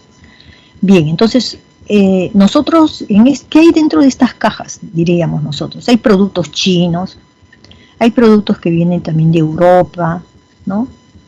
Las vacunas han venido así también, ¿no? Han sido importadas, ¿no? Nosotros no hemos producido vacuna, me parece que es mínimo, pero la mayoría han llegado así, de esta manera, ¿ya? Pasemos ahora a la exportación. En la exportación vamos a ver que son los productos que nosotros vendemos, ¿no? Al extranjero, y hay muchas exigencias del mercado extranjero, ¿no? Le exigen mucho que los productos sean de calidad. En el Perú nosotros distinguimos los productos que tradicionalmente hemos vendido a otros países, y también tenemos productos que no son tradicionales. Los que hemos vendido desde hace muchos años se llama tradicional, y lo que recién estamos vendiendo desde hace pocos años nada más se va a llamar no tradicional. Vamos primero por los productos tradicionales. Tradicionalmente, ¿qué cosa nosotros hemos vendido? No está en este cuadro. pero ya ustedes creo que han pasado la República Aristocrática en el curso de Historia del Perú. Pues vamos a recordar que durante la República Aristocrática habían entre 5 y 6 productos que más, ¿no? Que más vendía el Perú hacia Europa y hacia Estados Unidos. Por ejemplo, ¿qué vendía? Vendía el petróleo, vendía minerales, vendía la caña de azúcar, vendía el algodón, vendía la lana, las lanas. Y por ahí algo más me falta. Ya, ustedes recordarán. El caucho, Miss. Ah, ¿cuál? ¿Cuál es? El caucho. El guano, ¿no? O el guano fue después. El salitre, un poquito después. Ya, entonces, pero sí sabíamos que vendíamos eso y en grandes cantidades. Otras cositas como que no les importaba. Ah, también se vendía el pescado, sí, el pescado también se vendía. ¿Ya? Bien, entonces, acá no está puesto. Yo tampoco está puesto a la derecha, pero les voy a decir algo. Yo les he dicho, podían llevarse la anchoveta, podían llevarse las sardinas para hacer enlatados de pescado, ya, se llevaban así. Es más, se llevaban ya enlatados. También yo he visto, me acuerdo, ¿no? De pequeñita, haber comido enlatados que venían de Chimbote, con una marca totalmente rara, pero que tenían una carne muy fresca, muy rica. Y bueno, lo tenía porque un tío que trabajaba por ahí, desde Chimbote nos enviaba. Yo le decía, pero ¿por qué no se vende esto en los mercados? No, me dice, porque eso va a ser vendido a Estados Unidos, eso va a ser vendido en España. Entonces lo mejor se va para allá, me decía. No sé si habría sido cierto, pero eso pasaba. Los productos no tradicionales, porque eso sí no lo hemos vendido antes. Por ejemplo, la pota. ¿Conocen? ¿Han comido la carne de pota? Chicharroncitos de pota con su crema, ¿no? Su crema mayonesa, ¡ay, qué rico! Ya, la pota la vendemos. Si digo pota, entonces ya no es producto tradicional. ¿Por qué? Porque recientemente, hace unos 7 años, nosotros no vendemos esa pota. Les ha interesado, en el mundo entero no tenían esa costumbre de comer pota, pero es deliciosa. Eso es no tradicional, ¿ya? Ahora voy a dedicarme a ver esto que sí tenemos acá escrito, ¿ya? Productos tradicionales, aquellos que se exportan en grandes cantidades, de volúmenes. ¿Qué quiere decir? Grandes toneladas de ese producto tradicional lo vamos a vender. Grandes toneladas, ¿ya? Y de forma permanente, es decir, todo el año estamos vendiéndole eso. Por ejemplo, ¿qué cosa vendemos casi todo el año? Las paltas, ¿no? Las paltas vendemos casi todo el año. Hay otros alimentos, otras cosas que producimos que solamente rinden en verano, ya no en el invierno. El producto tradicional es permanente. Otra, poseen menor valor agregado. Por ejemplo, ese pescado que comemos, ¿qué cosa tiene? Solamente es la carne, la pulpa del pescado. Le echan el agua para conservarla o le echan el aceite para conservarlo. Nada más. Poner la carne en una lata y sellarla. No tiene mayor valor agregado, ¿no es cierto? Ya enlatado sí puede tener un valor pequeño de agregado. Pequeño, ¿sí? Las algas que se están llevando los chinos sería no tradicional, ¿no? No tradicional. Bien, en este caso, como decimos, poseen menor valor agregado. Generan mayor cantidad de divisas. ¿Eso por qué? Porque se ha vendido, como se ha vendido, ¿no? En mayor volumen, entonces obviamente que va a haber mayor cantidad de divisas, de dinero que ingrese, ¿no? Al Estado, ¿no? Al particular que ha comercializado esto y el impuesto también que le toca al Estado. Luego destacan, ¿qué cosa? Entre todos los productos tradicionales, los recursos mineros, además de los que ya hemos mencionado, ¿ya? Productos no tradicionales, los que se exportan en poca cantidad. Si vamos a vender entonces la pota, es en poca cantidad en realidad, ¿no? Sin embargo, muchos de estos productos van a tener mayor valor agregado. Si no, veamos en esta parte. Estos son los arándanos. ¿Les gusta a ustedes los arándanos? Ahora el Perú ha crecido mucho en la producción de arándanos. Tanto es así que ahora inclusive venden en cajitas muy bonitas y que uno los puede comprar en cualquier momento, ¿no? Incluso para irse al cine en lugar de comer, ¿no? La canchita, el porcor con tanta sal que te sube la presión, ¿por qué no llevarte tu bolsita de arándanos? ¿Sí? Bueno, entonces los arándanos, ¿no? En este caso se va a vender a otros países en menor volumen, ¿no? Poseen mayor valor agregado, es cierto, porque ahora estos arándanos, como tienen una cajita especial, ¿no? Y previamente ya han sido bien lavadas y secadas para que no se ahoguen, entonces, ¿no? Vamos a decir que tienen mayor valor agregado que venderlo solamente como fruta, ¿no? Es decir, así en carretilla, ¿no? ¿Qué frutos destacan, ¿no? ¿Qué cosas se destaca? Los frutos frescos o también puede ser congelados. En el caso de las artesanías, ya no vendemos solamente lana, que tendría poco valor agregado, sino ya le damos las telas, ya le damos aquí el chaleco, el poncho ya está hecho, ¿sí? Frazadas, que están hechos de lana de alpaca y de alpaca bebé, ¿no? Bueno, entonces estos materiales tienen mayor valor agregado y por eso vamos a recibir un poquito más, ¿no? De dinero o de... ¿Por qué? Porque ha habido inversión. Aparte le hemos dado trabajo al peruano. De eso se trata también, ¿no? De darle mayor valor agregado, quiere decir darle también más puestos de trabajo a los jóvenes, ¿no es cierto? A la gente que se va especializando.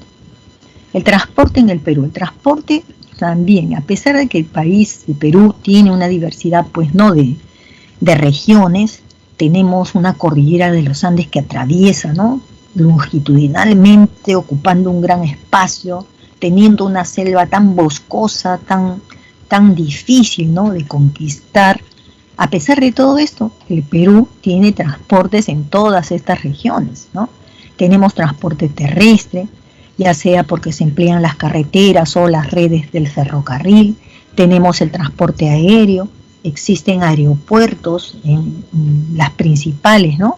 Ciudades y capitales del Perú, tenemos aeródromos que son espacios como los aeropuertos pero más pequeños porque allí entran avionetas, ¿no? No aviones sino avionetas. Y luego tenemos también el transporte acuático que se realiza en el Océano Pacífico, en el mar peruano, se realiza en algunos de los ríos, sobre todo el Ucayali, el Amazonas y luego también en los lagos, ¿no? Como por ejemplo en el lago Titicaca. Vamos a comenzar por ver cómo es el transporte terrestre, ¿no? Primero vamos a conocer la red vial nacional. Se le dice nacional porque son carreteras que van a lo largo del Perú, pero van de forma transversal, ¿no? Conformada por 3 ejes longitudinales que son los más importantes y luego son 20 transversales que constituyen la base del Sistema Nacional de Carreteras. Uno de los ejes, lo voy a marcar acá, puede ser la carretera panamericana, ¿no es cierto? La carretera panamericana, acá. Otra puede ser la carretera andina, que pasa haciendo un zigzag por las principales capitales de la región andina, ¿sí? Y el tercer eje sería ya la carretera marginal, que va a pasar por la selva y va a llegar más o menos por aquí y aquí. ¿Listo? Ya, bien. Las transversales son las que atraviesan costa, sierra y selva. Van así. Longitudinal y así transversal. Tenemos también la red vial departamental. Es decir, ¿no? Aquí la red vial acontece en una zona de un departamento y une las principales capitales de ese departamento. La red vial vecinal es la que partimos de una capital de provincia, acuérdense que aquí partíamos del departamento, aquí de una capital de provincia, nos dirigimos a los distritos. Aquí se va a ver mejor en este mapa del Perú, pintado en color amarillo. es la carretera panamericana. ¿Ven? Todo esto amarillo es la carretera panamericana o carretera longitudinal de la costa. Bordea la costa peruana pasando por las principales capitales, Piura, Chiclayo, Trujillo, Lima y el Callao, Ica, y hasta Arequipa, y luego va hacia Moquegua y Tacna. Esta carretera longitudinal tiene más de 2.000 kilómetros, ¿no? Entre que empieza en Tumbes y termina en la frontera con Chile, ¿no? ¿Dónde empieza esta carretera? En Santa Anita, allí cerca del mercado, ¿no?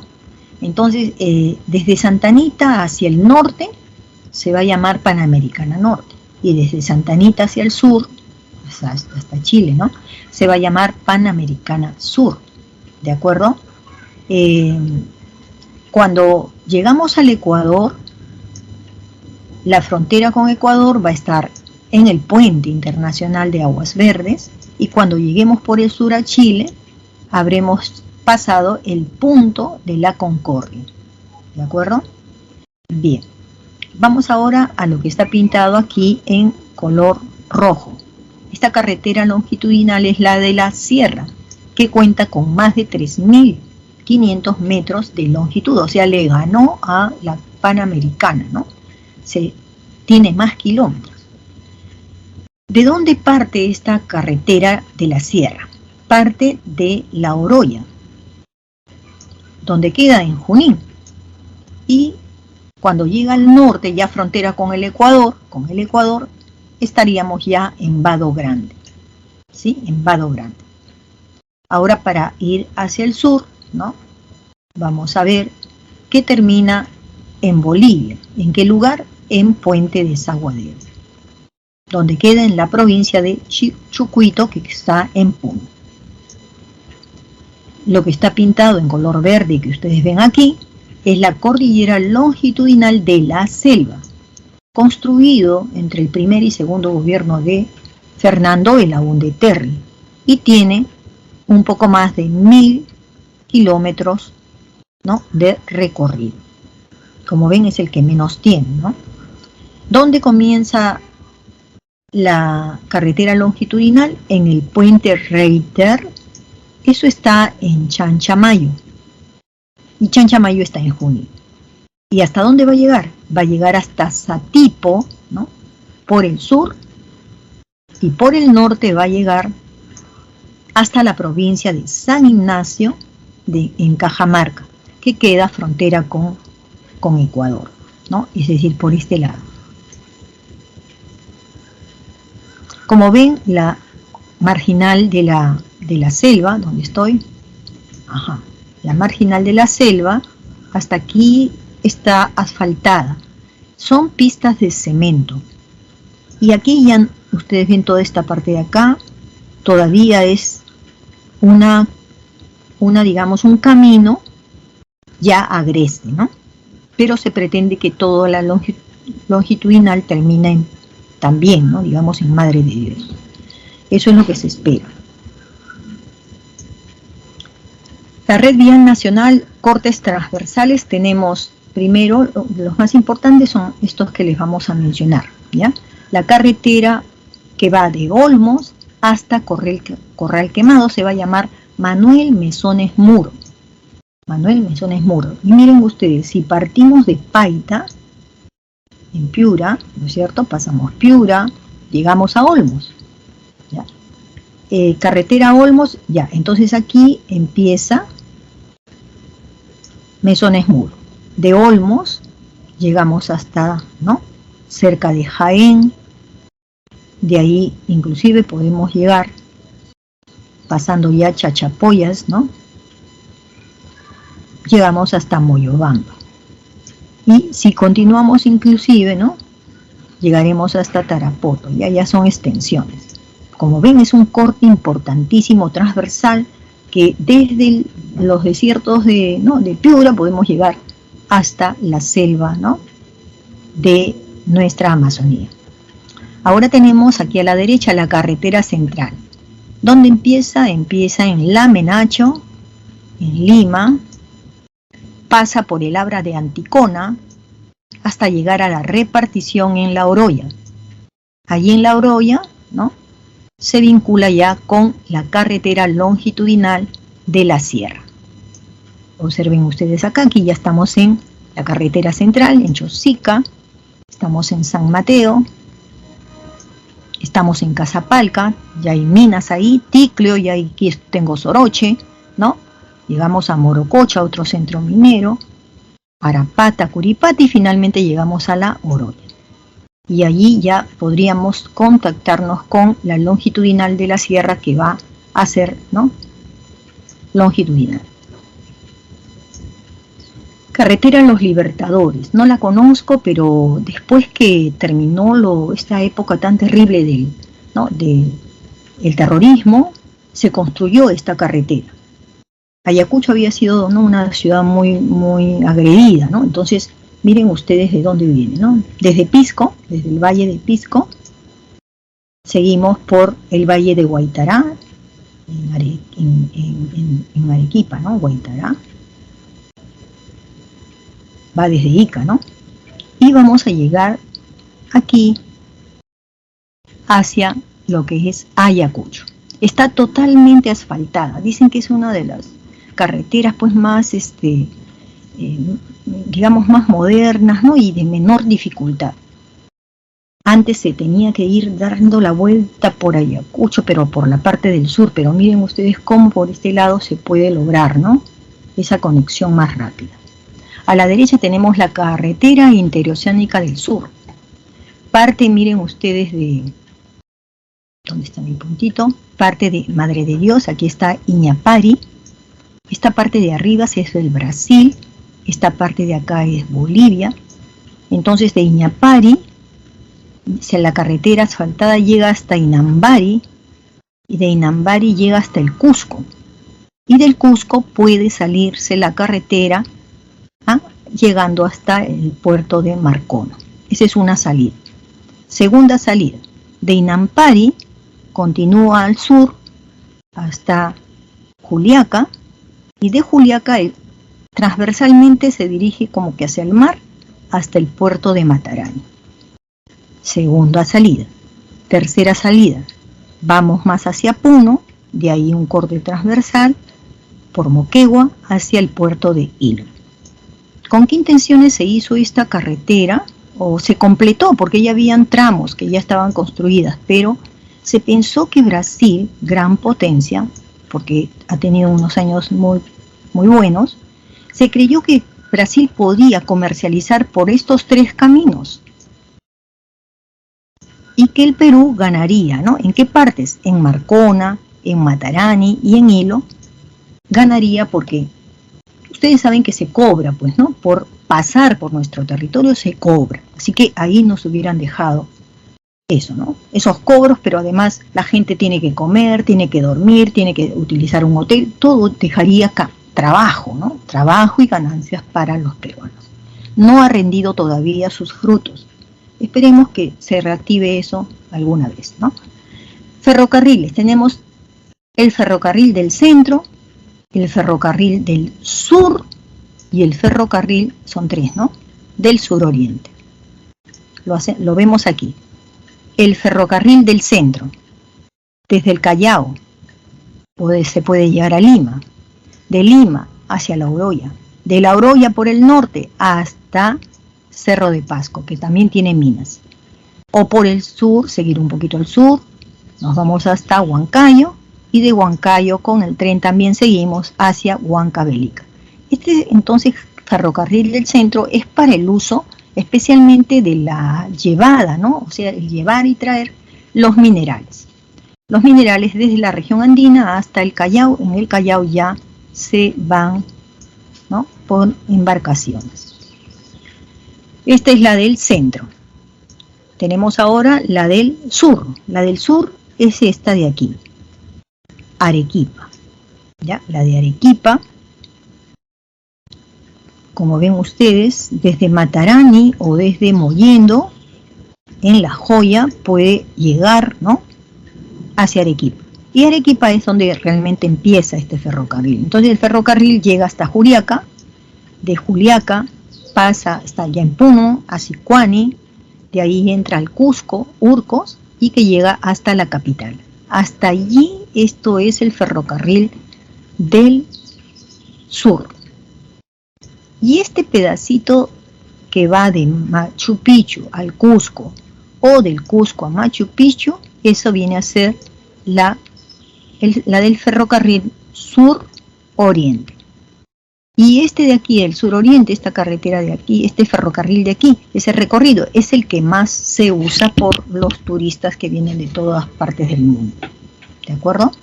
Están cedidas a empresas a las que se ha concedido, ¿no?, su producción.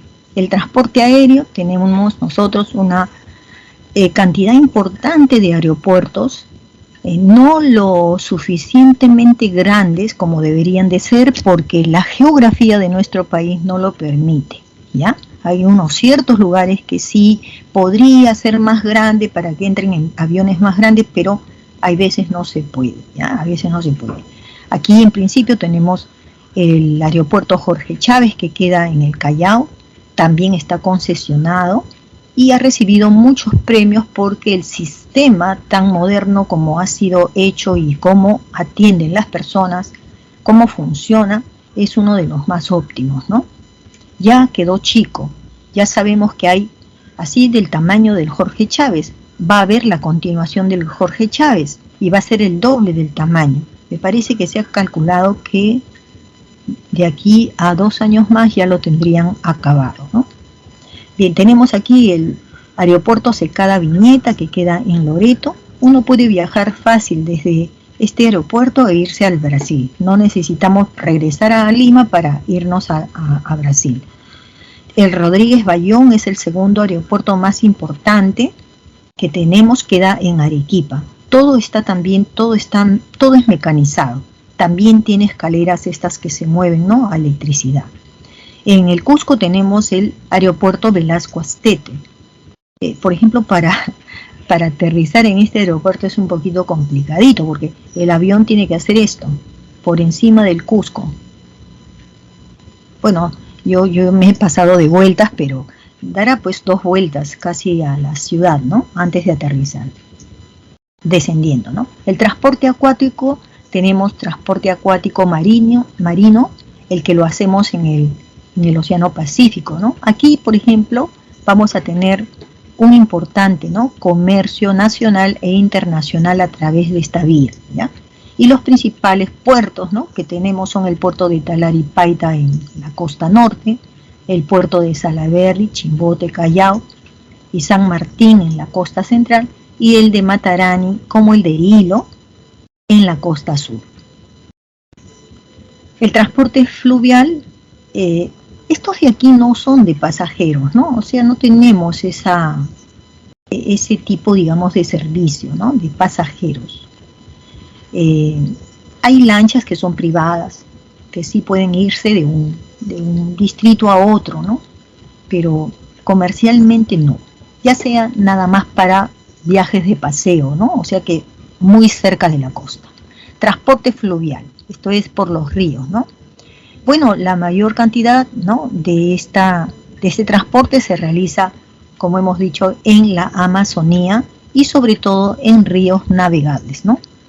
Los principales puertos son el puerto de Iquitos, a orillas del río Amazonas, Pucallpa, a orillas del río Ucayali, Yurimaguas, ¿no?, a orillas del Guayaga, y Puerto Maldonado, a orillas del río Madre de Dios. Son muy utilizados por las personas, ¿no?, a diferencia de los puertos mayores, ¿no? El transporte lacustre es el que se realiza en los lagos y lagunas, se realiza en el lago Titicaca. Nosotros tenemos los puertos de Puno y de Chucuito, es este de acá. Y les cuento algo, que Bolivia tiene más puertos que nosotros, tiene más puertos, y son muy, digamos, bonitos, son muy, digamos, se han hecho estratégicamente, ¿no? El turismo por eso pasa a Bolivia, ¿no? Después de Perú pasa a Bolivia. El turismo en el Perú, hablando de esta actividad, es también terciaria, y quien lo ve, quien está encargado de plantear las políticas nacionales del turismo, es a partir del Ministerio de Comercio Exterior y Turismo, como se le va a llamar. Entonces, aquí tenemos un viceministro, ¿no?, que tendrá que formular, ¿no?, o proponer justamente las políticas nacional del turismo.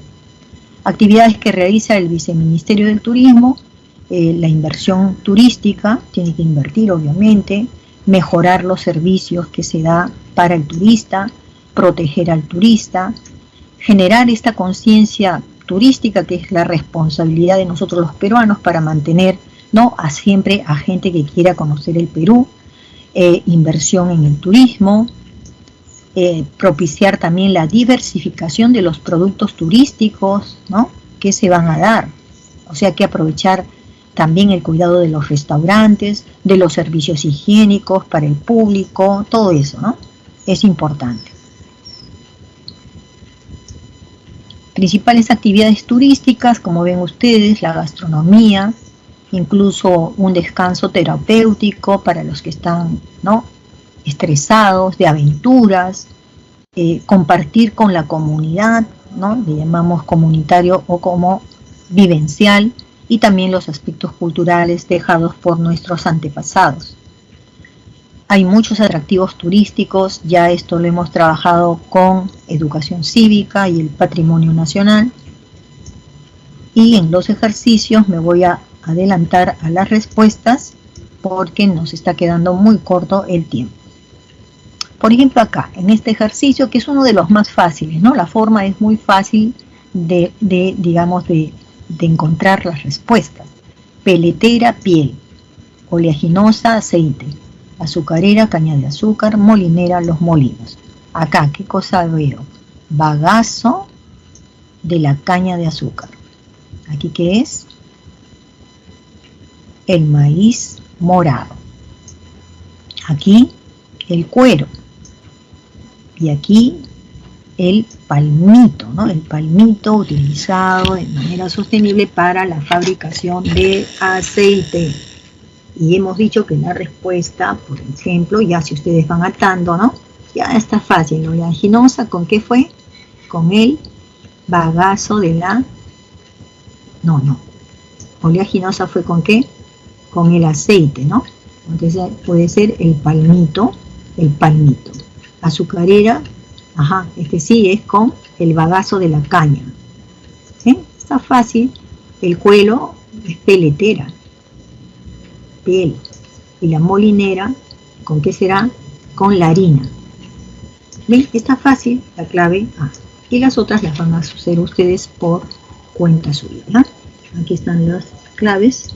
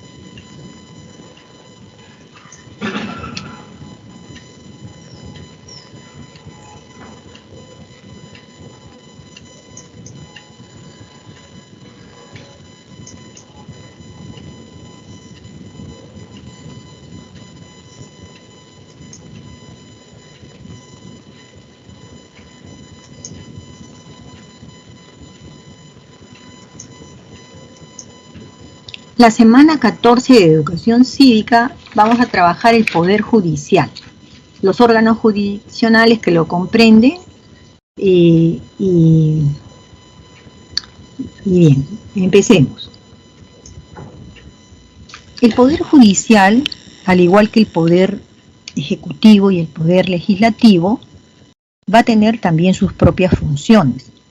Entonces, el hecho de que cada uno de estos poderes tenga sus propias funciones, ¿qué quiere decir? Que son autónomos. Es decir, uno de estos poderes no puede estar por encima del otro y no tiene por qué pelearse. ¿Por qué? Porque cada quien tiene que hacer lo que le toca hacer según función. ¿De acuerdo? Características que tiene el Poder Judicial, como ven, empieza por ser autónomo en todo sentido, político, administrativo, económico, disciplinario, todo eso, ¿sí?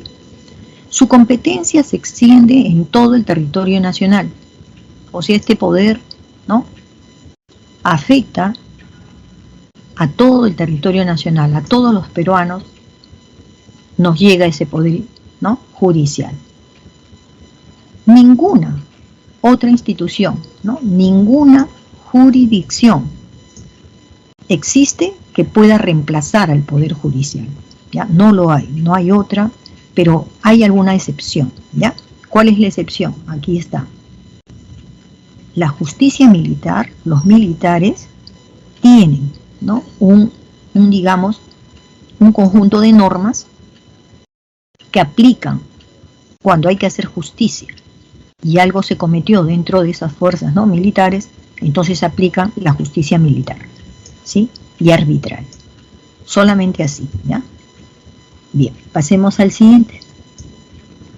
Principios y derechos de la función jurisdiccional, ¿no? Bien, entonces, estos principios son importantes que lo conozcamos nosotros que somos los civiles. Primero, la presunción de inocencia. Es el principio de la justicia y lo tenemos que conocer nosotros. ¿Qué quiere decir? Nosotros como personas tenemos el derecho a que todos nos miren y hablen de nosotros presumiendo ya que somos inocentes. ¿Qué quiere decir? Pre significa antes, o sea que cuando te estoy hablando ya tú tienes que creer en lo que yo te estoy diciendo. Tú tienes que creer en mi inocencia, ¿no es cierto? Es importante no sentirnos culpables. Si somos inocentes, no tendríamos por qué justificar por qué soy inocente. Al contrario, el otro tendría que probar por qué yo no soy inocente. O sea, ¿de qué me estás culpando? ¿De qué me estás culpando? ¿Cuáles son las pruebas que tienes? ¿Ya? Y les digo siempre ese caso, ¿no?, de los colegios, porque ha sucedido. Se perdió una cartuchera en el salón y vino una persona, no voy a decir si es la auxiliar o la profesora o qué sé yo, vino una persona y dijo, nadie sale al recreo. Todo el mundo ahora vacía lo que tiene dentro de su mochila encima de la carpeta. Y todos los chicos sacaban eso, ¿no? Está mal, no podemos actuar así porque es como, uno se siente mal, ¿no? Si sabe que es inocente, ¿por qué tiene que hacer eso tan bochornoso? No debe ser así. Entonces hay otra forma de cómo, ¿no?, hacer que, digamos, se conozca de la verdad. Hay que buscar esa otra forma, ¿no? No ser condenado en ausencia de ¿qué? De la parte judicial o jurisdiccional, es decir, hay, digamos, normas, ¿no?, que son del derecho y que por eso acá dice no ser condenado cuando hay ausencia de autoridades del Poder Judicial, ¿ya? La publicidad. ¿Qué creen ustedes la publicidad? ¿Es importante la publicidad o no? A ver, si me detienen a mí, ¿es importante la publicidad? Yo digo que sí, porque hemos vivido el tiempo del terrorismo. Algunas veces se capturó a una persona, se la llevó a la cárcel y después nunca más salió de la cárcel. Hasta ahora hay juicios sobre estos asuntos.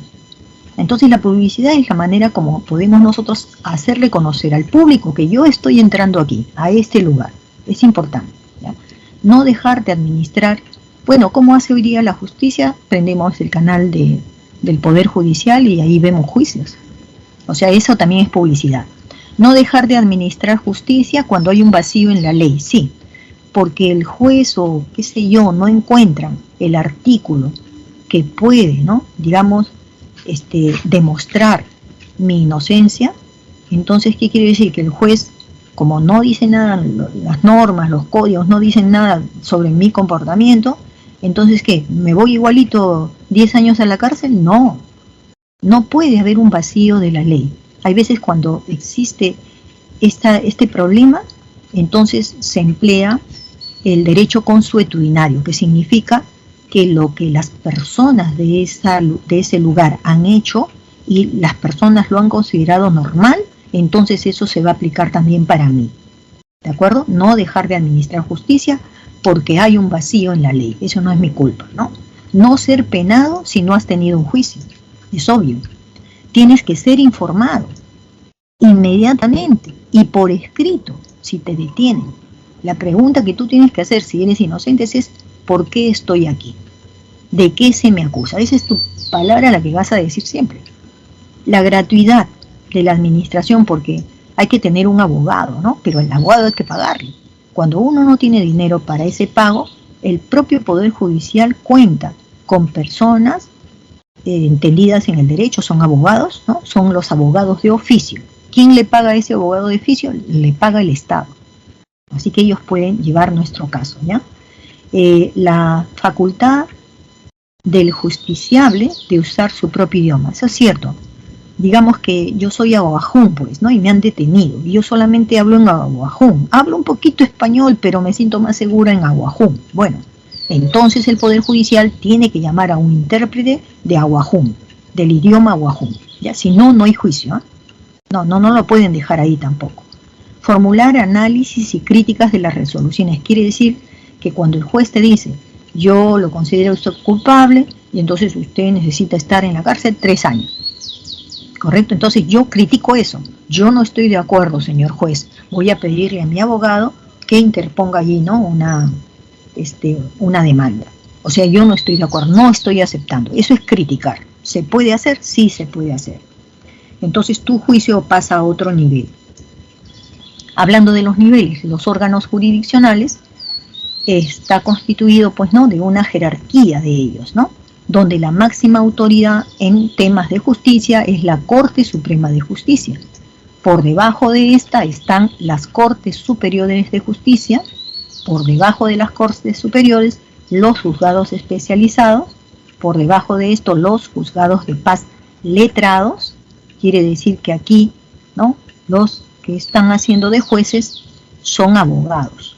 Su profesión es la de ser entendidos, ¿no?, en las leyes, ¿correcto? Y por debajo de los juzgados letrados están los juzgados de paz. Esto de aquí no me dice si son o no son abogados. Pues le digo, como no dice letrado, este no es abogado. Puede ser aquí el párroco de la iglesia. Puede ser aquí el maestro del colegio, del único colegio que hay. O puede ser aquí un poblador de este lugar, de este caserío, de este pueblo, un poblador, conocido por todos los vecinos. Los juzgados, los jueces de paz son los únicos que son elegidos por el pueblo, los únicos, porque como no hay abogados, entonces el pueblo tiene el derecho de elegir a alguien, ¿no?, de la población, ¿correcto? Pero este alguien que va a ser entrenado, ¿no?, lo van a educar como que para que sepa de las normas, pero ya entendemos que cualquier tipo de problema que haya surgido aquí y donde haya necesidad de que intervenga la justicia, tiene que ser un problema de menor cuantía. Menor cuantía significa que aquí no se ha cometido un asesinato. Digamos que un vecino le robó 5 gallinas al otro vecino. Algo que se puede solucionar. A eso se le llama de menor cuantía. A alguien que no pagó la pensión del hijo que dejó con la madre. Ya, también. Menor cuantía en este caso, ¿ya? Bien, ¿dónde actúa la Corte Suprema? Actúa en Lima. La sede central está en Lima, abarca todo el país. Las Cortes Superiores de Justicia se aplican o estas funcionan en los distritos judiciales. Estos distritos judiciales son creados por el propio Poder Judicial, ¿ya? Son creados, ¿sí? En cambio, este de aquí, donde se dice distrito administrativo, estos sí son distritos como, por ejemplo, Lince, como por ejemplo La Molina, ¿ya? Esos sí son distritos, ¿no? Ya saben, son circunscripciones que ustedes las conocen, ¿no? Pero este de aquí, distrito judicial, no. Este es un invento, algo que ha sido creado por el propio Poder Judicial, ¿ya? Los juzgados especializados trabajan y actúan en una provincia.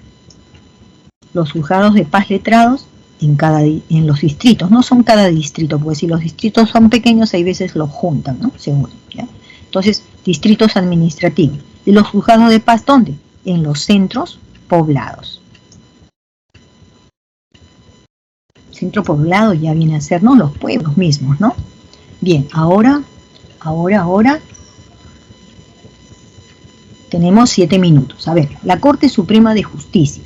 Esta Corte Suprema habíamos dicho que es la máxima, ¿no?, el máximo nivel de justicia que tiene el país en el Poder Judicial. Y su sede está en Lima. Lo comprenden 20 jueces. Y ellos van trabajando, esos son jueces supremos, no se olviden porque es la Corte Suprema, acá está el nombrecito, ¿ya? Entonces tienen abogados, ¿no?, especializados o jueces especializados en temas penales, son de mayor cuantía, temas civiles, temas del derecho constitucional o temas del derecho, ¿no?, social también. Los casos que se iniciaron, ¿en dónde? En la Corte Superior, que es la que está por debajo de la Corte, ingresan a la Corte, ¿no? Cuando yo les decía, uno puede criticar, ¿no?, la sentencia o la opinión del juez, si yo lo critico en la Corte Superior, entonces mi demanda pasa, ¿a dónde? A este de acá, pasa a la Corte Suprema de Justicia. Eso es lo que quiere decir esto, ¿ya? El presidente de esta Corte no solamente es presidente de la Corte, sino además es el presidente del Poder Judicial. Y es elegido cada 2 años, ¿no?, por los jueces supremos titulares. Cada 2 años lo tienen que elegir. La Corte Superiores, donde se trabajan en un distrito judicial creado por el Poder Judicial, ¿no es cierto?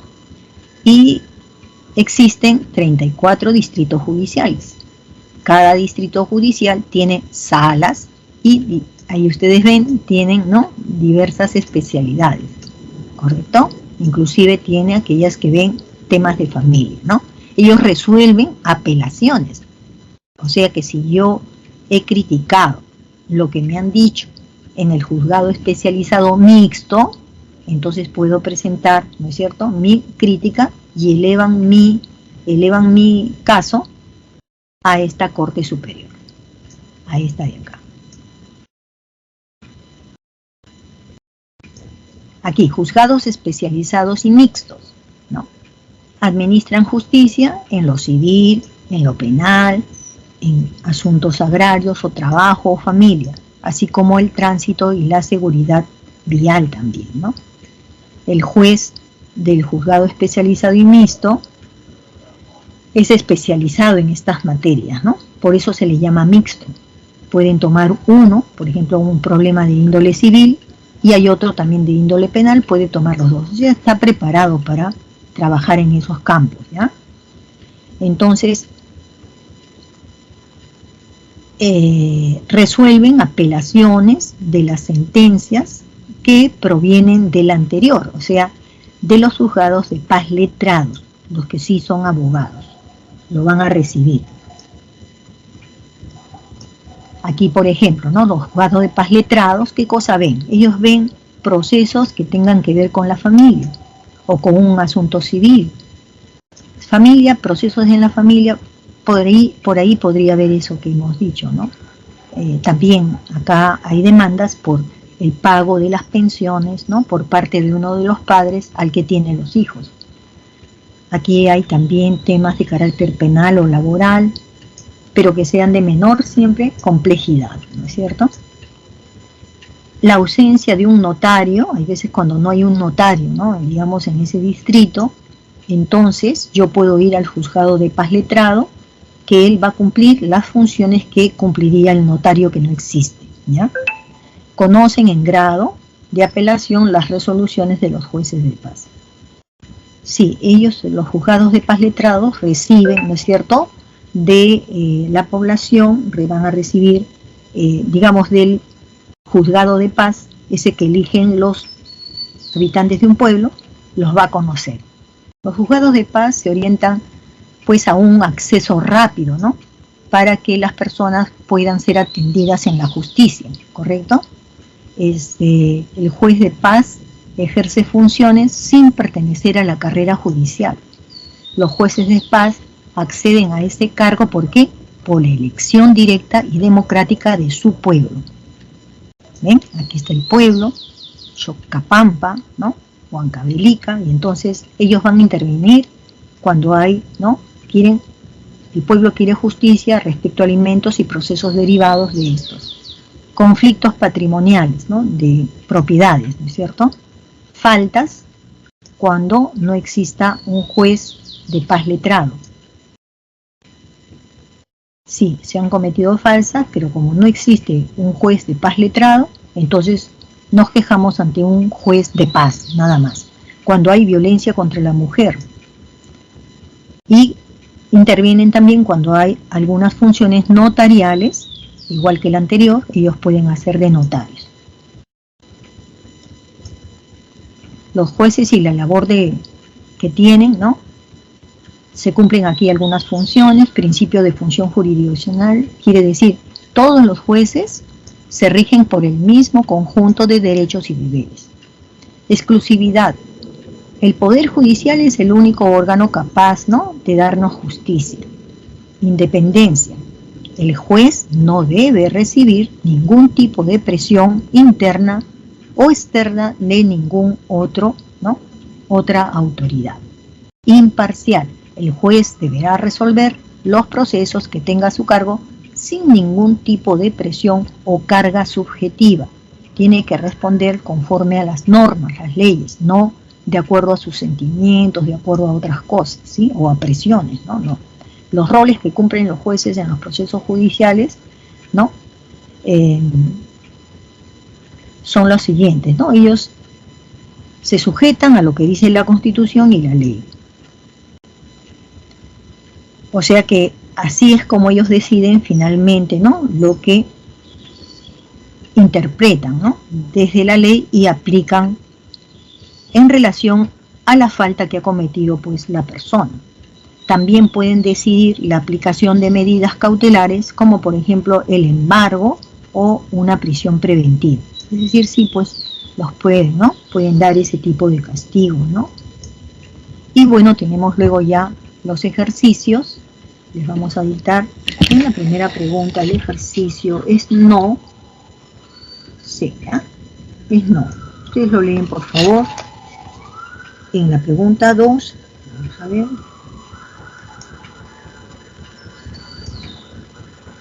Aquí, ¿no? Sobre el Poder Judicial y los distritos judiciales, ¿no? ¿Dónde se da eso? En una Corte Superior de Justicia. Ustedes lo vuelven a leer, ¿ya? En la pregunta número 3, sobre un profesor de Derecho Procesal Penal, ¿no? Y está preguntando sobre los principios judiciales, ¿no? Es proteger la efectividad del derecho de los procesos. Eso implica que ese juez está actuando de manera imparcial, como es lo que se requiere.